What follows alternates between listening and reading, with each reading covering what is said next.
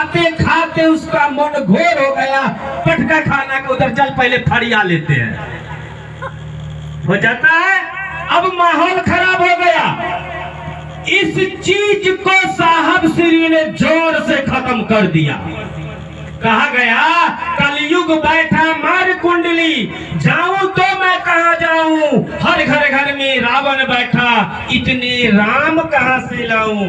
भाई बहन, वो रावण लंका में था, राम जी तीर धनुष लेकर के आए और सारे राक्षस को खत्म कर दिए, काहे कि 100 राक्षस लंके में था, और जो भी रास्ते पैरे में मिला उसको भी मारते चले गए। अगर आज वो राम जी तीर धनुष लेके आ जाए ना, हमको नहीं लगता कि दुनिया में 1% आदमी बच पाएगा, क्योंकि सबका मन रावण है। वह रावण, उस रावण का भाई विभीषण अपने भाई के साथ गद्दारी किया था। जी हाँ, अपने भाई का वह साथ नहीं दिया था, एक माँ के कोख से जन्म लिया था, लेकिन अपने भाई का साथ नहीं दिया था। वह दूसरे देश से गया हुआ वनवासी का साथ दिया था। वह देशद्रोह का, अभी का समय होता था उस पे देशद्रोह का मुकदमा हो जाता, अभी के समय में उसने श्री राम का साथ दिया, अपने भाई का साथ नहीं दिया,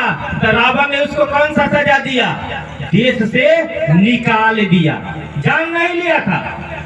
लेकिन हम और आप कैसे हैं मानव कि 1 इंची जमीन के लिए मर्डर कर देते हैं डायरेक्ट, नहीं तो कोनो क्रिमिनल खोजते हैं 50,000 लाख रुपया दे के मरवा देते हैं। अब कहिए कि वो रावण बड़का कि हम लोग बड़का, हम लोग बड़का रावण है।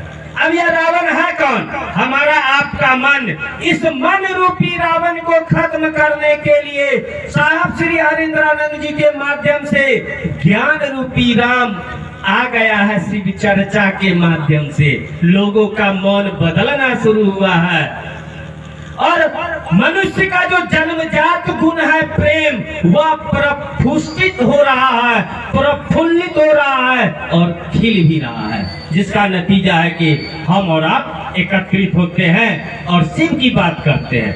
अब कहिए कि जिसने वेद के पन्ने से निकाल करके, यानी किताबों के पन्ने से निकाल करके साक्षात इस धरती पर स्थापित कर दिए, उस महादेव को कहा गया, वो जो दोहा है, गुरु गोविंद दोनों खरे काको लागू पाओ, बलिहारी गुरु आपने गोविंद दियो बताए। गुरु की कृपा से आपको भगवान मिले, तो बलिहारी गुरु आपकी, यानी हमारे आपके पास जो भगवान आ जाए, चिन्हिएगा नहीं चिन्हिएगा। अब गुरु को, गुरु जानते हैं कि यही भगवान है, इशारा कर रहे हैं कि जाओ पकड़ो, तो भक्त भी कह रहा है कि नहीं, पहले आपको पकड़ेंगे, आप ही बताए हैं कि ये गोविंद है। तो साहब बताए हैं कि यह शिव गुरु है, यह सारा श्रेय पहले साहब को जाता है। अब समझिए कि साहब और शिव में कोनो अंतर है? मेरे नजर में नहीं, आपके नजर में जो हो, यही बात है। अगर साधु संत कहते हैं तो हमारे साहब श्री हरिंद्रानंद के लिए बहुत तुच्छ बात है, छोटी बात है।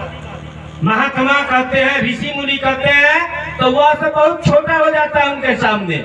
वह उन सब से ऊपर है, उन सब से ऊपर। याद होगा साहब श्री जब शरीर त्यागे हैं तो 2-3 दिन पहले संगोष्ठी में वह साहब का अर्थ बताए हैं कि साहब शिव को कहते हैं, साहब परमात्मा को कहते हैं। पूछना क्या है, मेरे लिए तो वो है। अब जो साहब को जानते नहीं है, जो कहते हैं कि शिव चर्चा खाली महिला लोगों का है, पुरुष का है, ये नहीं है, उनसे पूछेगा तो क्या बताएंगे, साहब एगो आदमी है, यही बताएंगे। एगो वैष्णव भाई